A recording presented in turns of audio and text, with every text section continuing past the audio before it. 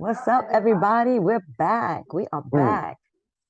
Kwik2Rok, episode 8 with the United Hip Hop Vanguard. Don't go nowhere. Yes, yes. We're about to have some people, some very special guests. We got House from Arizona, we got Asia One from California, and we got Maddie all the way from Cleveland, Ohio, and they're going to drop science on what they've been doing in regards to the United Hip Hop Vanguard. Stay tuned. Big shout to Sam Easy, Sammy Mac, Kwik2Rok.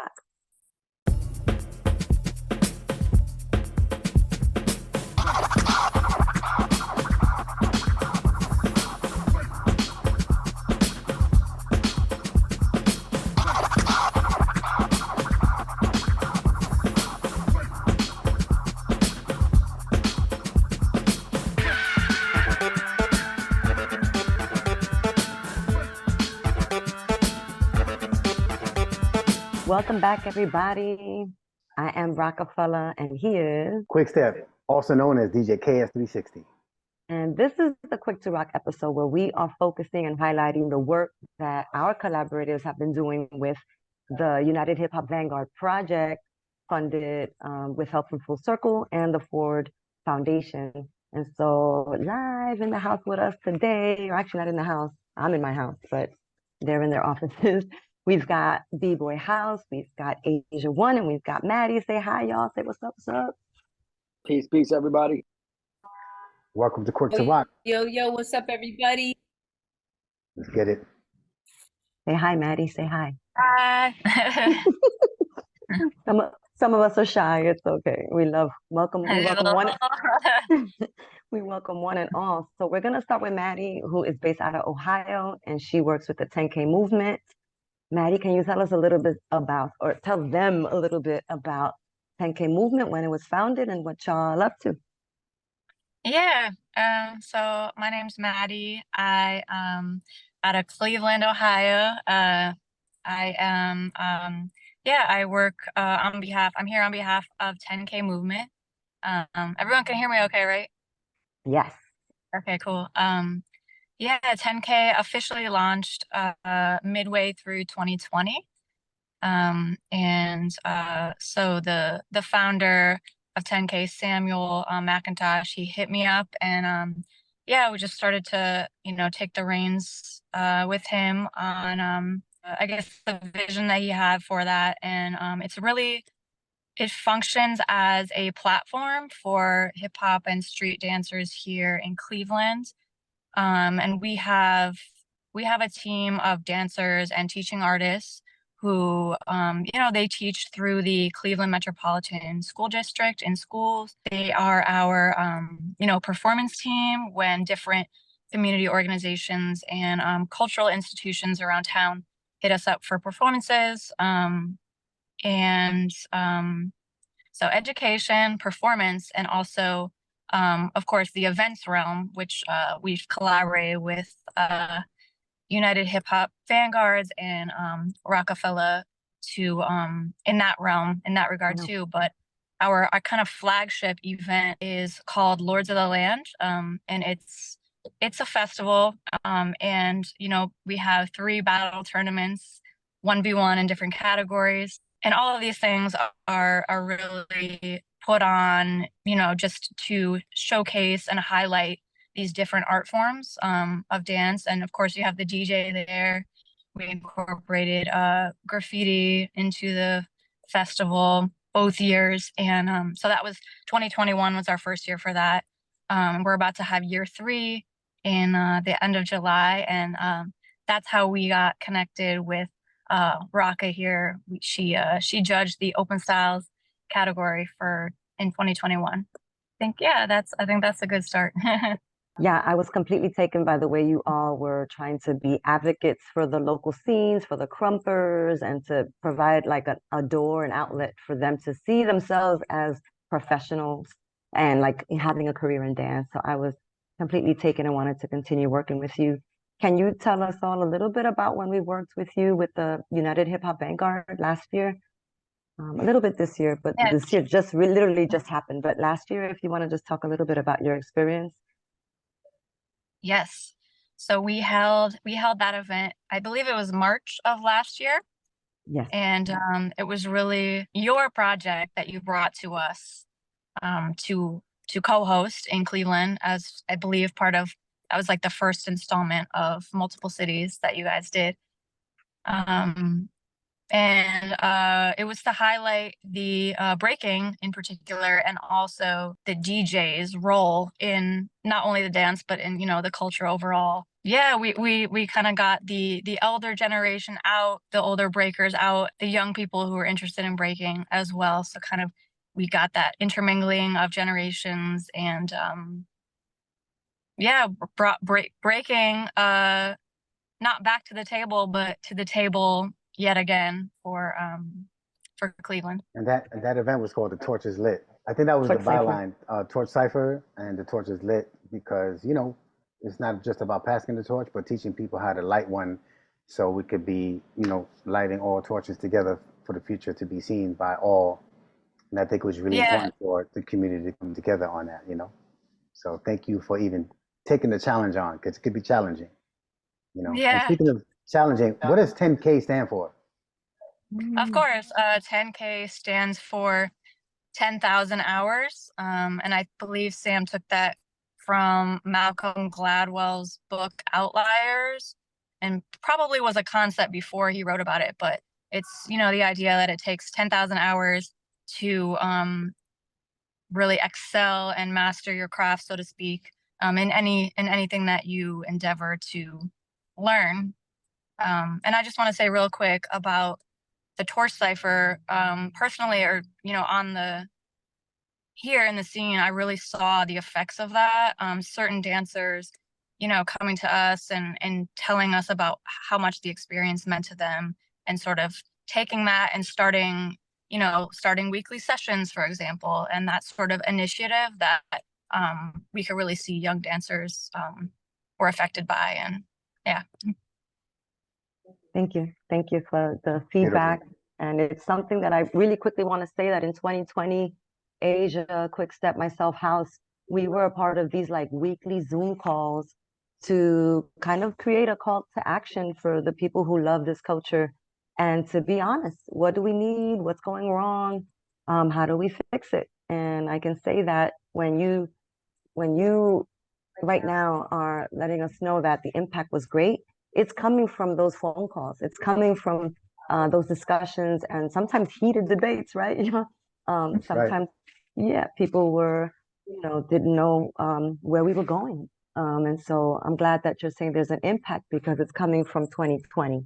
It's coming from all those little Zoom calls and those meetings, from people who are culturally aware that we have to do something, because then, you know, there's no reason to complain if you're not taking action. So thank you, Maddie. One, for taking action, two, for giving us some feedback, and that we do expect to see you this year at Lords of the Lands again. And we're hoping to send you all some funding as well to help, whether it's prize money or panelist money, discussion money.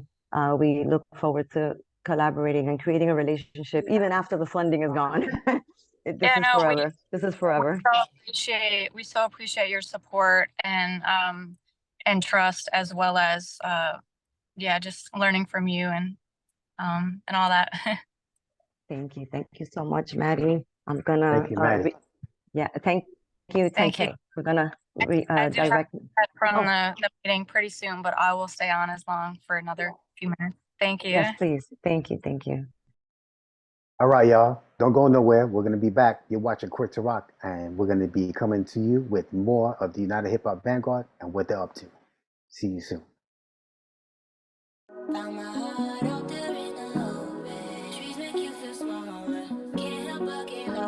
Feel the beat of nature at a park or forest near you. Find a forest and music inspired by nature at discovertheforest.org. Is it time yet? It's time. Let's start time for dinner. Oh, terrific. Pasta dinner. Donating pet food is one of the many ways you can help families in your community. Pets and people belong together. Learn more at petsandpeopletogether.org. B-Boy House, we're gonna direct the attention now to you. So, House, let us know how Furious Styles Crew got founded and like how many years y'all been in operation and having an impact out there in Phoenix, Arizona. Peace, everybody. Happy to be here. Happy to be amongst my heroes and the legends. All folks on here that I looked up to, all folks on here that have had some kind of impact on my journey and travel. So, yeah, Furious Styles Crew, we established in 1993. So this November, we celebrate our 30-year anniversary. From what I know, longest consecutive running crew anniversary in the world. One of the longest consecutive running hip hop jams as well. And so we just started like everybody else as a crew in the 90s out of survival, out of the need. You know, the 90s was crazy, I think, everywhere. And so, you know, having that, you know, and emulating the people that came before us. But it came, you know, together as a breaking crew for the most part. It stemmed off of a graffiti crew, Styles Upon Styles, which stemmed off of my original graffiti crew in Chicago's Most Wanted. So shout out to all those folks. And now it's developed. Now we have chapters in Copenhagen, Denmark, Barcelona, Spain, celebrating I think their 11-year anniversary this year.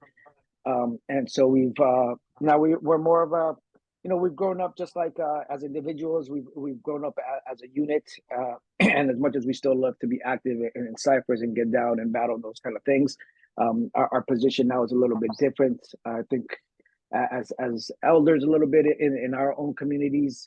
Now we're using our platform and our connections and the work that we've done to put other people on game.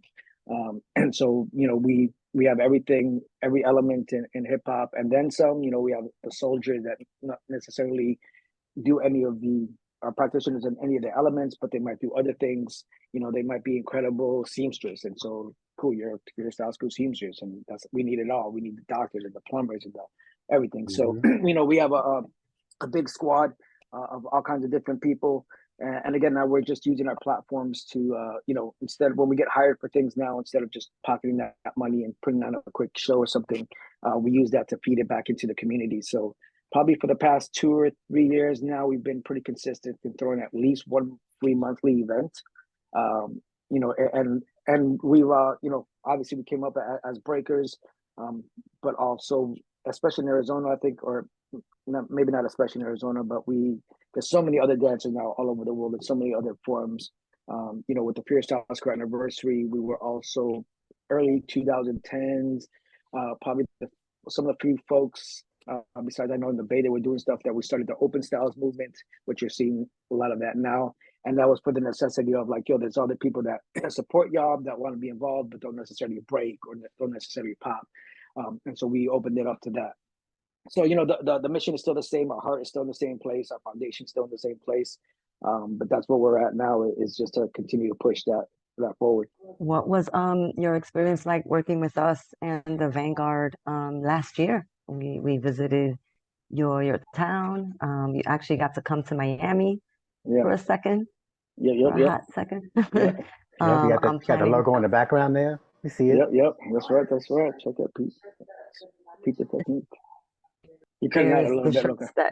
We took it. Oh, the design that you made on the graffiti wall for Trill, right? We decided to keep that as, you know, our design. So what was it like, your experience? Again, I mean, from the get-go, even when you're talking about those 20 early meetings with y'all, again, you folks especially are all folks again that have a huge impact on my life, on my journey, things the way I learned. I mean, I watched the, you know, B-Boy Summits were some of the earliest events that I went to. Asia was one of the first unofficial guests at the first anniversary for Furious Styles Crew back in '96 is the first time we threw one. You know, you folks came out as well before. You guys received me when I went to New York, and I was able to witness incredible sessions and be around incredible people because of all of these things. So I mean, it was from the get-go. Again, it's like, man, these are, even though y'all my peers now, I think, but to me, it was like, these are my heroes. These are the people that I'm looking up to. These are the people that are really doing the thing, you know, and it's legendary stuff. So to be on it, I was more than excited to do it. And yeah, the experience, the movement and what we're trying to do with the Vanguard is all up the same kind of avenues, and it has the same energy that we're carrying out here at Furious Styles Crew.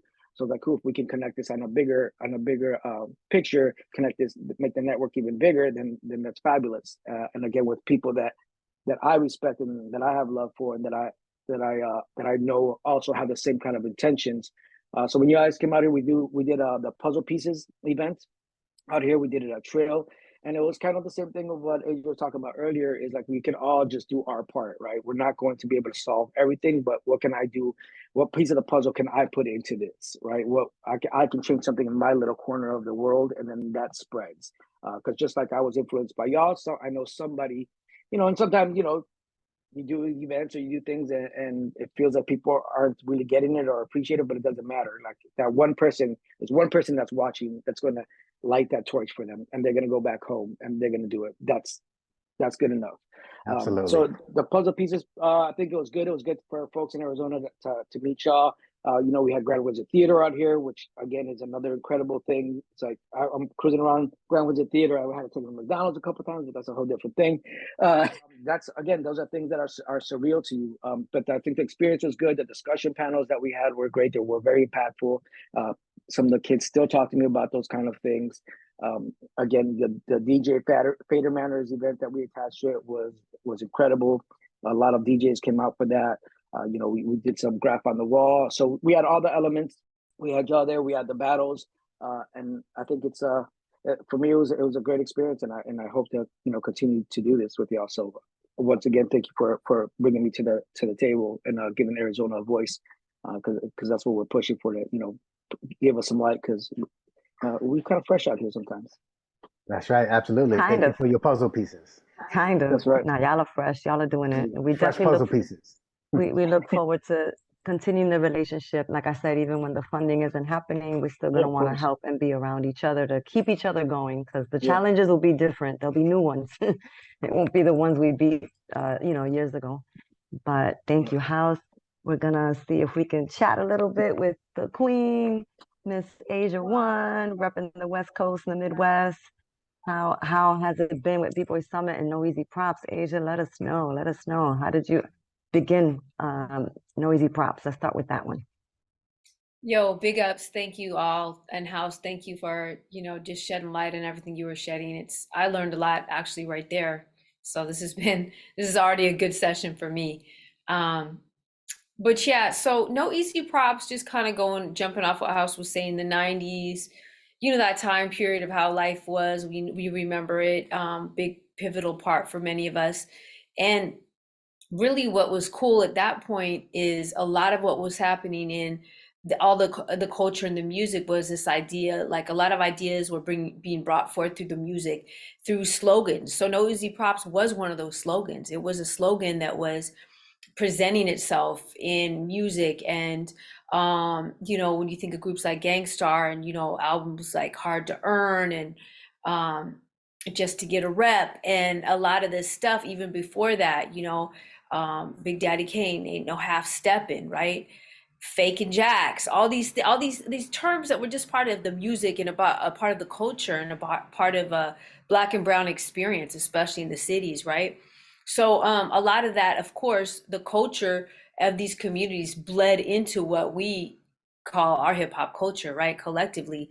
And so a lot of these ideas became part of this new Renaissance period in the 90s, right? And so No Easy Props really is the essential concept of you got to work hard to get your props, right? Respect is different. Respect should be given because we're human beings, right? I got to respect everybody, right? But props, that's another level. And to get that kind of respect is another level, which takes hard work.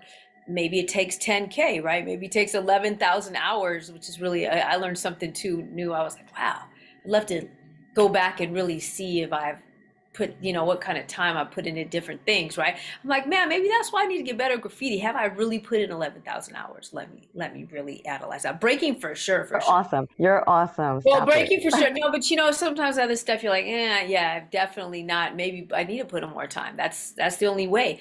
It's just like we just talked about. There's no cheap way to get into any of this. It's hard work. All of these things are hard. They take work. And I think in this time and age, we can really promote that, because we're kind of in a weird time where, dealing with so much trauma, intergenerational trauma with Black and brown people, people of color.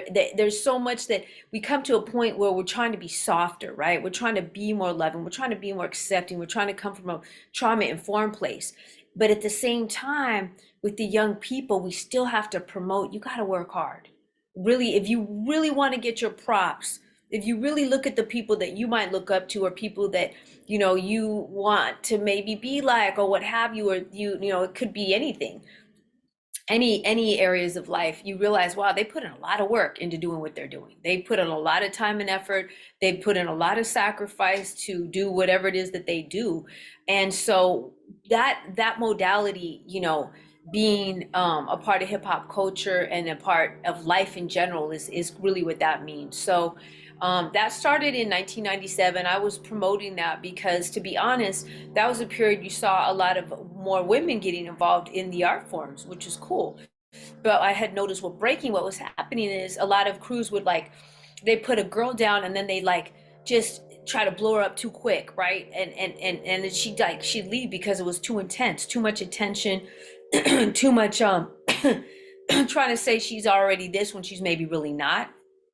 And we started getting, as women, easy props, right? And we were like, no, man, we're not going to do that, because we spent, that's not the way this works. And we want to have the same experience that our male counterparts are having, right? We want to have the same journey. We don't want to have it be a shortcut for us. I was even upset. I remember when I did Ground Zero's Who Can Roast the Most, and the girls, we only had to battle 5 rounds. The guys go 10. I'm like, what? Why? Come on, man. So no easy props is really about, in general, it doesn't matter, male, female, gender, anything, race, what have you. It's, getting your props by putting in the hard work, putting in the work in your community. And it's not even just your skills, right? It's your knowledge. A lot of the 90s was about what you knew. It was a lot of we knew people that were around that didn't necessarily break or rap or write graffiti or DJ, but they were part of this knowledge cipher, right? They were part of the education. And so you had to know something too. You couldn't just be dope at a skill. You had to have knowledge. And that idea too is promoting the total picture. We used to say knowledge and skills is a total picture, right? But we add to that, now that we have lived experience, we say, and your community action, right? And what are you doing outside of just your element? Because you can't just say, well, I'm breaking, rapping, writing graffiti, DJing, so I'm hip hop. Okay, well, you're benefiting from the culture because you're actively taking these art forms and utilizing them to uplift yourself. But then what are you giving back? So we realize it is full circle. You know what I'm saying? Full circle. Well, that's a little bit about that.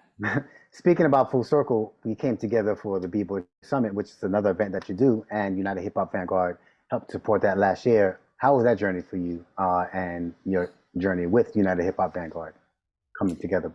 I was really impressed what United Hip Hop Vanguard has been able to do since 2020, right? Since those initial conversations and all of that, and full circle, taking on an additional layer of responsibility to say, hey, we're going to go write some grants. We're going to go and try to take this and make everything we talked about live.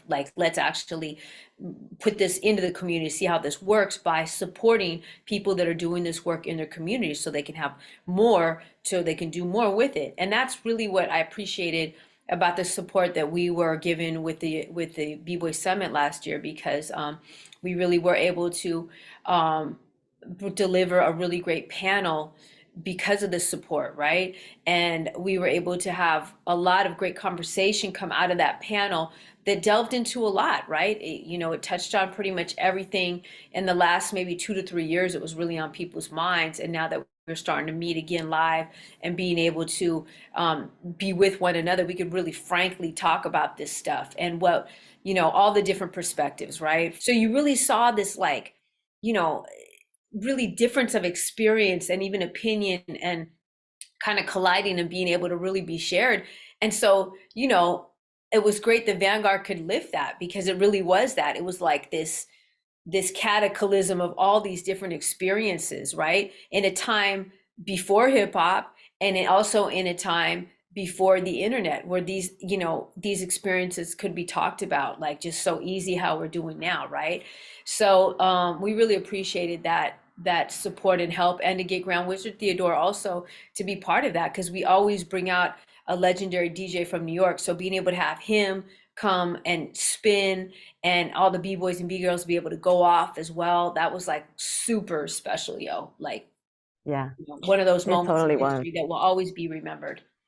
Yeah, I have fond memories of that event, as I do of Puzzle Pieces and also Torch Cipher. You all are already doing the work, so you know it was just how do we complement what's already happening? Because we'd be preaching to the choir if we tell you how to do what you do. Y'all do it amazing and with longevity and wisdom. So props to you all. If you all just want to give a minute or two of an outlook that you have with yourselves and hip hop in the future. So for us, I think myself is bridging those things, but always knowing that the, you know, it's not these institutions, it's not these corporations, it's not about this thing. We're gonna move with those things because we need to, and we're gonna figure out how to handle those things. But at the end of the day, we can get rid of all of those things, and we can all go right back into the community and continue to do the work. So you know, it's, and I think that's, for me, I want to kind of help spread that message, because I feel like folks end up, you know, an opportunity or what looks like an opportunity comes up, and everybody puts everything now into that, and not realizing like that could just get pulled from under you, just like it has before in the past. We've seen it happen before, and then what? Now you abandon the community, and now you can't go back to it. So for us to stay grounded as people, as a community together, let's build these bridges. But again, just remembering what's at the heart of all of this. When we turned into a nonprofit in 2010, it was really because we realized we were doing all the social benefit stuff, right? We're doing the summit, we're doing our Hip Hop 101 program. We started in 2007. So we just said, all right, let's go with this. We know that we're here for community betterment. And I think that we realized that is what hip hop is. It's community betterment. That is really at the core of what it is and how it works. So yes, corporations can get involved and other people can get involved, but it's never going to change the fact that this is a culture, and it's always going to be grounded in culture. You know, what I realized is there were so many people talking about, well, there's not money in this yet. And, but the thing is, we've never had money. You know what I'm saying? Like, we've never worried about that. We just do what we do. It's not about money. It's about heart. Nothing in this world is going to change because of money. The only thing that changes is when you show up for somebody else. Do we care enough about people and our communities and this culture to move it forward in the way we think that it's best, right? Alongside one another. That's what the Vanguard's about. That's what the work we all do is about. And so that's the kind of stuff that I think that we're just going to keep seeing more and more of, because, you know, and when we come from the heart and this money comes in, even better, right? We realize, wow, this is divine timing. But if the money doesn't come in, we'll still do what we're going to do. Well, thank you for that, for sure. You guys bring a lot of heart to the game, and it can be a game at times, and we have to let people know the difference between game and culture. Okay, y'all. Yeah, we know this is the wrap up, but oh my God, whew, I'm so inspired. I hope you were inspired and motivated too by the United Hip Hop Vanguard and the collaborators that were with us today. I want to give a big shout to our West Coast Queen sister, Miss Asia One, with No Easy Props and the B-Boy Summit, still going strong, collaborating. That's right. Shouting out Cleveland, Ohio. We want to give a big shout out to Maddie for coming on through, and we want to give a big shout out to our family out there in Arizona, to my man House from Furious Styles. And you can catch them all on Instagram and YouTube. Their websites are bboysummit.com, furiousstyles.com, 10kmovement.org, and just continue to support and stay connected to the underground. That's right. They get down with the get down. You're watching Kwik2Rok. Kwik2Rok. Peace and break beats.